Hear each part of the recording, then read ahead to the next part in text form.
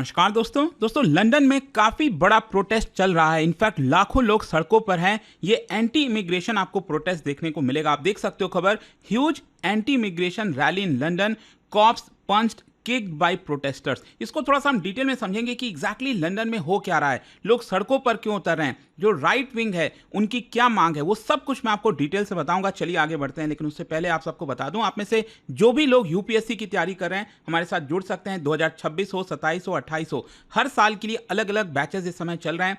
15 सितंबर कल last date है admission लेने का। यूज करिएगा ये कोड अंकित लाइव, लिंक कमेंट सेक्शन में है, ताकि आप मैक्सिमम डिस्काउंट लें। और ये फोन नंबर दिया, आप इस पे कॉल कर सकते हैं, मेरी जो टीम है वो आपको अच्छे से गाइड कर देगी। चलिए शुरुआत करते हैं। देखिए सबसे पहले तो थोड़ा सा बैकग्राउंड देखते हैं कि हो क्या रहा है इस समय। अगर आप यूके के अंदर देखोगे, यूनाइटेड किंगडम में, तो काफी ज्यादा इमिग्रेशन हुआ है पिछले 2 दशकों में। बहुत सारे लोग, चाहे अफ्रीका हो, मिडिल ईस्ट हो गया, काफी लोग यूके के अंदर आए हैं 2004 के बाद से। और स्पेशली 2015 में जो रेफ्यूजी क्राइसिस हुआ था मिडिल ईस्ट में, वहां से लोगों का काफी बड़े स्तर पर पलायन हुआ है। और उसके बाद देखिए लोगों की मांग थी कि यूरोपियन यूनियन से अलग हो जाना चाहिए। मतलब यूके जो है यूरोपियन यूनियन से अलग हो गया, जिसको हम ब्रेक्जिट कहते हैं। 2016 का रेफरेंडम हुआ था, 2020 में फाइनली वो इफेक्टिव हुआ। तो ऐसा लग रहा था कि शायद ये इमिग्रेशन जो हो रहा है वो नहीं होगा, लेकिन उसके बावजूद भी नहीं रुका। मतलब यहां पर लोगों का जो एक्सपेक्टेशन था कि इमिग्रेशन यूके में जो हो रहा था यूरोपियन यूनियन के अंदर रहने की वजह से, वो शायद रुक जाए, लेकिन वो भी नहीं हुआ। सो डिस्पाइट लिविंग ईयू, जो इमिग्रेशन के नंबर्स हैं वो लगातार हाई होते गए। और सीरिया, अफगानिस्तान, सूडान, एरिट्रिया, वो तो आ ही रहे थे। और साथ ही साथ जो स्किल्ड वर्कर्स हैं, स्टूडेंट्स हैं, उनका भी काफ़ी ज़्यादा आपको इमिग्रेशन यूके के अंदर देखने को मिलेगा। और साथ ही साथ असाइलम इशू भी काफ़ी ज़्यादा बढ़ गया। काफ़ी ज़्यादा आपने देखा होगा पिक्चर्स वगैरह में, ये जो इंग्लिश चैनल है वहाँ पर बोट के थ्रू जो है वो यूके के अंदर एंटर करने की कोशिश करते हैं। तो ये जो दृश्य था वहाँ पर लोगों को परेशान कर रहा था। लोगों को लग रहा था कि आखिरकार जो इमिग्रेंट्स आ रहे हैं इसकी वजह से उनका जो हक है, जो जॉब्स हैं, जो सिक्योरिटी है, वो एक प्रकार से छीना जा रहा है। और इसीलिए धीरे धीरे अगर आप देखोगे जो फार राइट मोबिलाइजेशन है वो आपको देखने को मिलेगा। और इसमें एक जो बड़े लीडर हैं, जो बड़े फिगर हैं, टॉमी रॉबिन्सन, उनका नाम सामने आता है, जो कि फॉर्मर लीडर हैं इंग्लिश डिफेंस लीग के। और उन्होंने इसके खिलाफ कैंपेन किया। कहा कि जो माइग्रेशन हो रहा है और इस्लाम, मल्टीकल्चरलिज्म, इसको लेकर इन्होंने पूरा जो है कैंपेन चलाया। सोशल मीडिया, पॉलिटिकल रेटोरिक में आपको बार बार ये सारी चीजें देखने को मिलेंगी, जिसकी वजह से जो एंटी इमिग्रेशन नैरेटिव है यूके के अंदर वो बढ़ता गया। इनफैक्ट यूएस के अंदर भी जो चल रहा है, ट्रंप के आने की वजह से भी इसको बड़ा पुश मिला। आपने देखा होगा अभी जो चार्ली किर्क को मारा गया है, गोली मारा गया है, उसके बाद से भी उनको सपोर्ट मिल रहा है, सिर्फ यूएस में नहीं बाकी कई जगह पर। तो पॉलिटिकल क्लाइमेट की अगर हम बात करें, आप सब जानते हैं कि यूके के जो इस समय प्राइम मिनिस्टर हैं किर स्टारमर, लेबर गवर्नमेंट जो कि लेफ्ट लीनिंग मानी जाती है, लेफ्ट सरकार है, तो उनको भी काफी क्रिटिसाइज किया जा रहा है कि उन्होंने माइग्रेंट्स अराइवल पर फोकस नहीं किया, उसको रिड्यूस नहीं किया है। यहां पर जो बॉर्डर कंट्रोल और ज्यादा टफ बनाना चाहिए था वो एक प्रकार से नहीं हुआ, डिस्पाइट प्रोमिसेस कि लेबर सरकार ने प्रॉमिस किया था कि हाँ हम इस पे कंट्रोल करेंगे, लेकिन वो नहीं कर पाए। और इसी की वजह से जो कॉस्ट ऑफ लिविंग है वो बढ़ गया, हाउसिंग की शॉर्टेजेस देखने को मिल रही है, जो पब्लिक सर्विसेज हैं उसके ऊपर काफ़ी प्रेशर है, स्कूल्स हो गया, जितनी भी चीज़ें हैं। तो एक प्रकार से लोगों में एक बहुत बड़ा परसेप्शन बन चुका है इस समय यूके के अंदर कि वो इस समय डेंजर में है इमिग्रेशन की वजह से। और इसीलिए वो लोग अपने राइट्स की मांग कर रहे हैं। और तभी आपको आज ये जो इतना बड़ा प्रोटेस्ट है वो देखने को मिलेगा। मैं आपको बता दूं, मैसिव मार्च निकाला गया लंदन में, जिसका नाम दिया गया यूनाइट द किंगडम। और ये आप देख सकते हो सेंट्रल लंदन में पूरा निकाला गया था, और जिसको ऑर्गेनाइज टॉमी रॉबिन्सन के द्वारा ही किया गया। 1 लाख से ज्यादा प्रोटेस्टर्स आए। कुछ जगह तो बताया जा रहा था कि 1.5 लाख से ज्यादा प्रोटेस्ट जो है वो आपको इसके अंदर देखने को मिलेंगे।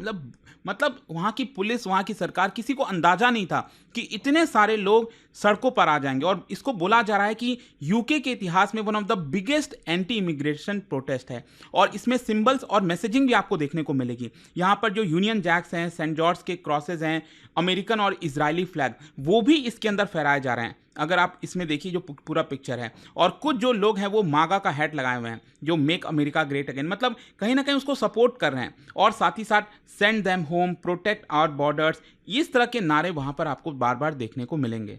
लेकिन अब देखिए क्या है कि जब ये पूरा राइट विंग प्रोटेस्ट चल रहा था लंदन में, उसी के साथ साथ काउंटर प्रोटेस्ट भी आया। मतलब यहां पर जो लेफ्ट विंग ग्रुप्स हैं उन्होंने भी अपना पूरा प्रोटेस्ट निकाला, और एक प्रकार से कोलिशन जो है ऑफ एंटी रेसिज्म उसके खिलाफ ये पूरा प्रोटेस्ट आपको देखने को मिलेगा। मतलब करीब 5,000 जो लेफ्ट विंग के ग्रुप्स के लोग हैं वो सड़कों पर उतरे और वो इसी प्रोटेस्ट के खिलाफ लड़ रहे थे। उनका कहना था कि ये रेसिज्म है। मतलब राइट विंग के जो लोग इस तरह से प्रोटेस्ट कर रहे हैं, एंटी इमिग्रेशन को एक प्रकार से आगे बढ़ा रहे हैं, तो इसी के खिलाफ इन्होंने प्रोटेस्ट निकाला और कहा कि this is basically racist and xenophobic. Xenophobic मतलब आप किसी दूसरे कल्चर को एक प्रकार से नीच की भावना से देखते हो, उसको नकारते हो, तो वो जेनोफोबिक होता है। रेसिज्म आप सब जानती हैं।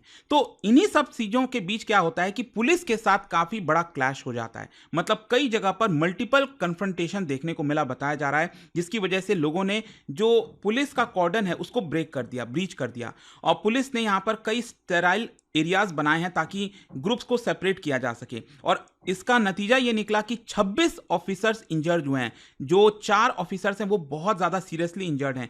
कई लोगों को यहाँ पर अरेस्ट किया जा रहा है for assault disorder and violent conduct. और जो अथॉरिटीज़ हैं उन्होंने इस बात को माना है कि उन्होंने एक्सपेक्ट ही नहीं किया था कि इतना बड़ा प्रोटेस्ट होगा और इतने सारे जो राइट विंग के लोग हैं वो सड़कों पर उतर जाएंगे। लेकिन अब देखिए क्वेश्चन ये आता है कि ये मामला तो काफ़ी लंबे समय से चलता आ रहा है इमिग्रेशन का, तो अभी क्यों?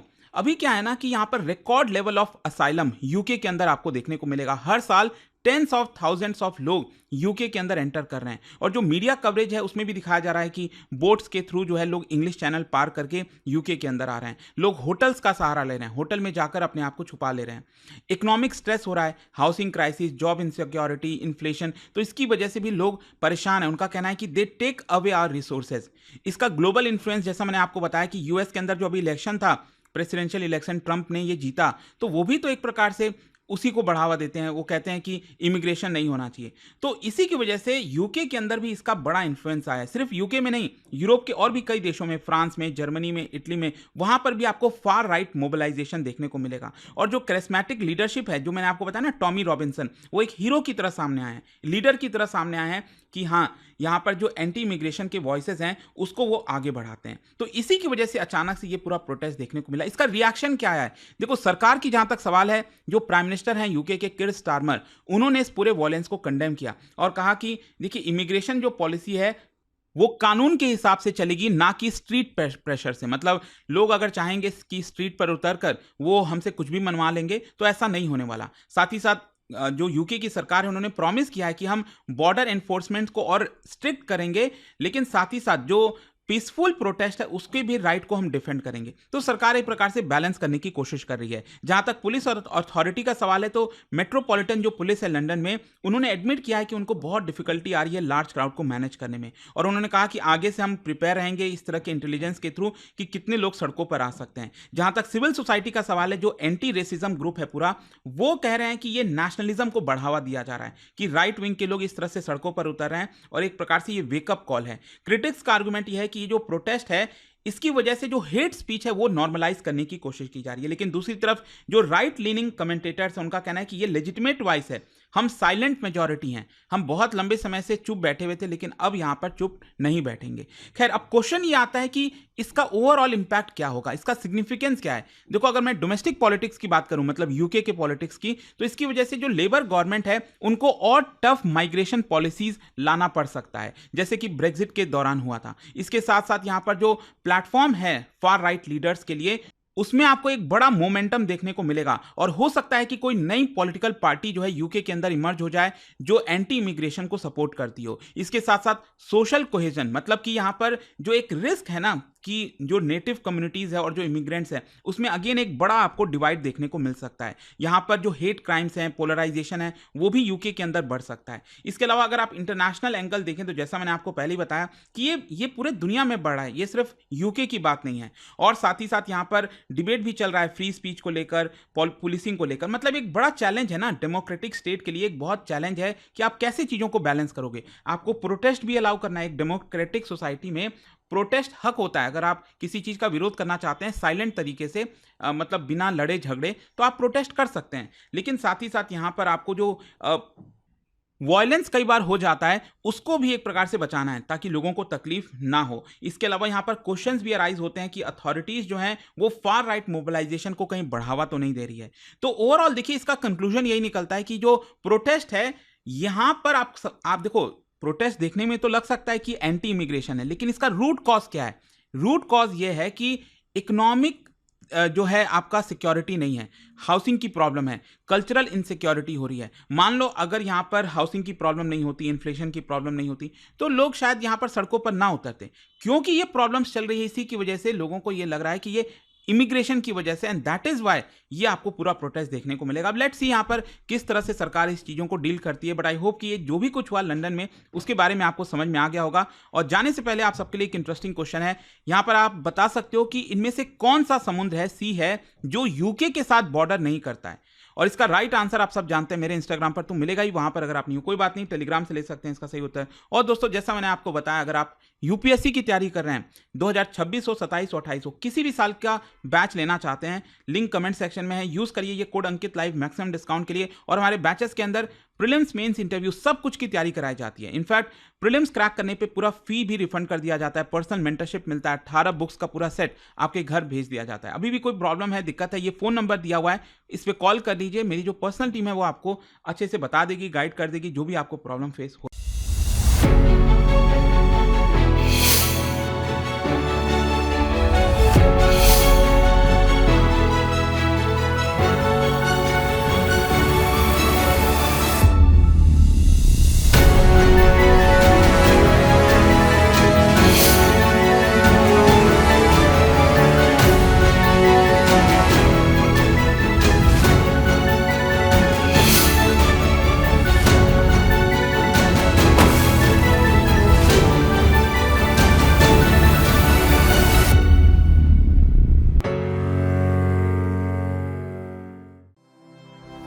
स्टडी IQ IAS, आपका सिलेक्शन हमारा मिशन।